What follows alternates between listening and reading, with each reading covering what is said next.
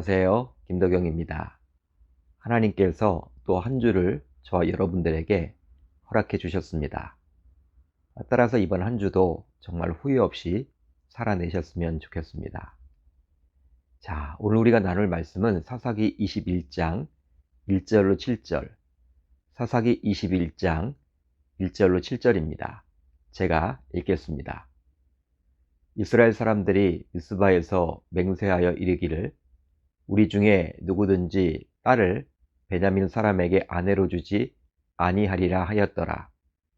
백성이 베델에 이르러 거기서 저녁까지 하나님 앞에 앉아서 큰 소리로 울며 이르되 이스라엘의 하나님 여호와여 어찌하여 이스라엘에 이런 일이 생겨서 오늘 이스라엘 중에 한 지파가 없어지게 하시나이까 하더니 이틀날에 백성이 일찍이 일어나 거기에 한 제단을 쌓고 번제와 화목제를 드렸더라. 이스라엘 자손이 이르되 이스라엘 온 지파 중에 총회와 함께하여 여호와 앞에 올라오지 아니한 자가 누구냐 하니 이는 그들이 크게 맹세하기를 미스바에 와서 여호와 앞에 이르지 아니하는 자는 반드시 죽일 것이라 하였습니다. 이스라엘 자손이 그들의 형제 베냐민을 위하여 뉘우쳐 이르되 오늘 이스라엘 중에 한 지파가 끊어졌도다. 그 남은 자들에게 우리가 어떻게 하면 아내를 얻게 하리요? 우리가 전에 여호와로 맹세하여 우리의 딸을 그들의 아내로 주지 아니하리라 하였도다. 아멘. 하나님의 말씀입니다. 오늘은 이 말씀을 통해서 섣부른 해결책보다 철저한 회개가 먼저다. 섣부른 해결책보다 철저한 회개가 먼저다. 이런 제목으로 은혜를 나누겠습니다. 신앙 따로 삶 따로가 아니라 신앙과 삶이 일치되는 성도라면 자신에게 어떤 감당하기 힘든 문제가 발생하게 되었을 때 그 문제를 빨리 해결하기보다는 왜 그 문제가 자신에게 일어나게 되었는지를 면밀히 살펴봐야만 합니다. 하나님의 절대 주권을 믿는 신자이기에 그 문제가 자신에게 일어나도록 하신 하나님의 뜻이 과연 무엇인지를 잘 헤아려야만 하겠죠. 한마디로 하나님의 뜻이 무엇인지를 살펴보면서 혹시 자신이 잘못한 것을 알게 되었다면 철저하게 회개를 우선적으로 해야만 합니다. 따라서 신자는 회개를 하면서 하나님과의 관계가 더욱더 돈독해질 수 있겠죠. 그러기에 신자는 항상 스스로의 힘만으로 감당하기 힘든 문제를 만났을 때 하나님과의 관계에 무슨 문제가 생긴 것인지 점검할 수 있어야만 할 줄로 믿습니다. 자, 오늘 우리가 살펴볼 사사기 21장은 레위인의 선동으로 시작된 이스라엘과 베냐민 지파 간의 전쟁 이유를 그려주고 있습니다. 이 양측의 전쟁은 수적으로 유리했던 이스라엘의 승리로 금방 끝날 것만 같았지만 첫 번째 전투에서도 또 두 번째 전투에서도 이스라엘은 수많은 사상자를 내면서 맥없이 무너지고 말았죠. 그러자 이제 이스라엘은 자신의 군사력만을 믿지 않고 철저히 하나님께 의지하게 되었습니다. 자, 20장 26절로 27절을 볼까요? 이렇게 기록이 되어 있습니다. 이에 온 이스라엘 자손 모든 백성이 올라가 베델에 이르러 울며 거기서 여호와 앞에 앉아서 그날이 저물도록 금식하고 번제와 화목제를 여호와 앞에 드리고 이스라엘 자손이 여호와께 물으니라. 이스라엘 자손은 자신의 군사력만을 믿고 베냐민과 나가서 싸웠던 자신들의 행동을 철저하게 회개하였습니다. 심지어 금식까지 하면서 말이죠. 그러면서 하나님께 베냐민 자손과 과연 싸워야 하는지를 물었습니다. 내 형제 베냐민 자손과 싸우리까 말리까? 결과적으로 하나님의 허락을 득한 후 이스라엘은 베냐민과 전쟁을 하게 되었고 결과는 이스라엘이 큰 승리를 거두게 되었죠. 이것은 반대로 생각을 해보면 베냐민이 큰 피해를 입게 되었다라는 의미인데요. 결과적으로 베냐민 사람들이 살던 성읍은 모두 불타게 되었고 오직 600명의 남자들만 광야로 도망치게 되었습니다. 한마디로 이스라엘의 12지파 가운데 베냐민 지파가 없어질 위기에 봉착하게 된 것이죠. 따라서 이제 베냐민 지파는 600명의 남자들이 자녀를 생산하지 못하게 되면 자연스럽게 사라지게 되었습니다. 이런 베냐민 지파의 사정을 잘 알고 사사기 21장을 보시면 이해가 빠르겠죠. 베냐민 지파 중 살아남은 600명은 이제 율법에 따라서 이스라엘 백성들과 혼인을 해야만 했는데요. 바로 율법을 보게 되면 이스라엘 자손들은 이방인들과 혼인해서는 결코 아니 되기 때문입니다. 그런데 문제가 생겼죠. 바로 오늘 본문 1절을 보면 알 수 있는데요. 이스라엘 사람들이 미스바에서 맹세하여 이르기를 우리 중에 누구든지 딸을 베냐민 사람에게 아내로 주지 아니하리라 하였더라. 이스라엘 자손들이 레위인이 건네준 시신의 토막을 본 이후 미스바에 모여서 총회를 열게 되었는데요. 그 내용이 20장 1절 이하에 나오죠. 그런데 그때 이스라엘 자손들은 레위인을 통해서 베냐민 자손의 악행을 전해 듣고 몹시 화가 난 나머지 자신의 딸들을 베냐민 자손의 아내로 절대로 주지 않겠다라고 맹세를 했었습니다.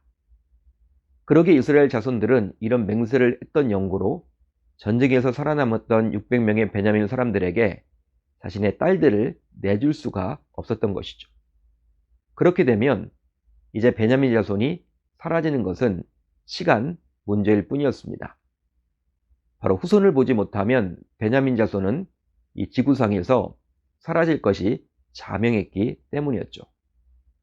그런데 이런 상황 속에서 이스라엘 사람들은 이제 다음과 같이 반응을 하게 되는데요. 자, 오늘 본문 2절로 3절을 볼까요? 이렇게 기록이 되어 있습니다. 백성이 베델에 이르러 거기서 저녁까지 하나님 앞에 앉아서 큰 소리로 울며 이르되 이스라엘의 하나님 여호와여 어찌하여 이스라엘에 이런 일이 생겨서 오늘 이스라엘 중에 한 지파가 없어지게 하시나이까. 자, 이 구절을 면밀히 보시면 이스라엘 백성들은 베냐민 지파가 없어질 위기에 처하게 된 것이 바로 하나님 때문이라며 하나님께 책임을 전가합니다. 하지만 하나님께서는 악행을 저지른 베냐민 지파를 치라고는 했지만 진멸하라고는 명하지 않으셨죠.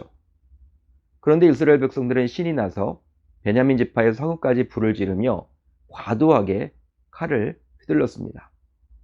결과적으로 하지 말아야 될 선을 넘어서 베냐민 지파의 여자들의 씨를 말려버렸죠.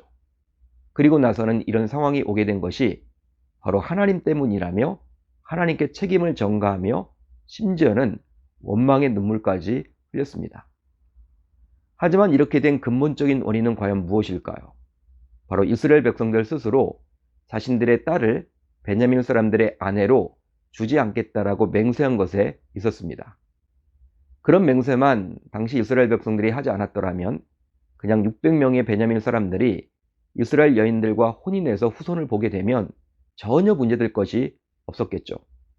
그렇지만 이스라엘 사람들은 저녁까지 하나님 앞에서 울었고 다음날 번제와 화목제도 드렸건만 정작 자신들이 함부로 맹세한 것과 또 베냐민을 진멸 위기까지 몰고 간 것에 대해서는 전혀 하나님께 회개하지도 않았던 것이죠. 즉 하나님을 향해서 큰 소리로 울면서 눈물까지 흘렸지만 전부 악어의 눈물이었습니다. 대신에 이스라엘은 이런 위기를 극복할 방책을 이제 내놓게 되었는데요. 자, 오늘 본문 5절 이하를 보면 알 수 있습니다. 자, 5절을 볼까요?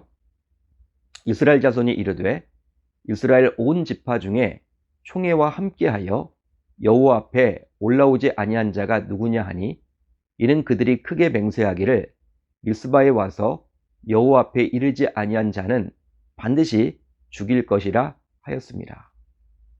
이것은 이전에 미스바에서 이스라엘 백성들이 모여서 했던 또 다른 맹세인데요.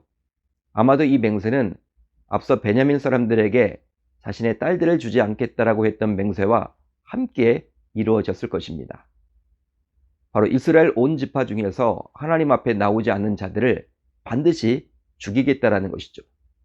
결국 이런 맹세는 이스라엘 전체를 전쟁에 참여시키기 위해서 했겠지만 지금에 와서는 이스라엘 백성들이 이 맹세를 가지고 베냐민 사람들의 신부감을 구해주려고 합니다. 바로 이스라엘 백성들은 이 맹세를 근거로 미스바 총회에 참가하지 않은 사람들을 공격해서 죽이고 그곳에서 처녀들을 남겨서 베냐민 남자들의 아내로 주려 했던 것이죠. 그렇습니다. 백성들은 이 방법이 하나님의 벌도 피하고 또 베냐민의 남자들에게 아내도 구해줄 수 있는 유일한 방법이라고 여겼던 것입니다. 그러기에 결과적으로 이스라엘은 미스바 총회 소집에 참여하지 않은 자들을 조사하게 되었는데요. 그 결과 베냐민과 끈끈한 유대 관계에 있었던 야베스 길랏 주민이 단 한 사람도 총회에 참석하지 않았음을 발견하게 되었습니다. 그렇게 해서 이스라엘의 회중은 야베스 길랏을 진멸코자 큰 용사 12,000명을 보내게 되었죠. 결과적으로 야베스 길랏 주민 가운데 처녀인 400명만 살았습니다. 즉 야베스 길랏 주민과 부녀와 어린아이까지 모두 죽이게 되었죠. 하지만 이스라엘 백성들이 행한 이것이 과연 하나님께서 원하시는 바른 방법일까요? 절대로 그렇지 않습니다. 왜냐하면 베냐민 족속을 살리기 위해서 또 다른 동족인 야베스 길랏을 죽이는 것이 되기 때문이죠. 결국 이스라엘 백성들이 이런 무지한 선택을 하게 된 것은 바로 베냐민 지파의 생존의 위기가 닥쳤을 때 그들이 하나님께 철저히 회개하지 않고 자신의 입맛에 맞추어 그 문제를 해결하려고 더 몰두해 있었기 때문입니다. 따라서 우리 신자들은 스스로의 힘만으로 감당하기 힘든 어려움을 만나게 되었을 때 어떤 섣부른 해결책보다 철저한 회개가 먼저임을 다시 한번 깨달아야 할 줄로 믿습니다. 자, 이제 오늘 우리 공동체가 함께 나눌 기도 제목을 살펴보겠는데요. 우선 첫 번째로는 문제를 만났을 때 섣부른 해결책보다 철저한 회개가 먼저임을 알고 실천에 옮기게 하소서. 다음으로 하루빨리 코로나 상황이 안정되어서 위드 코로나의 취지에 맞게 삶을 살게 하소서. 올 하루도 말씀을 붙잡고 기도하는 가운데 우리 주님의 세밀한 음성을 듣는 저와 여러분들이 다 되셨으면 좋겠습니다.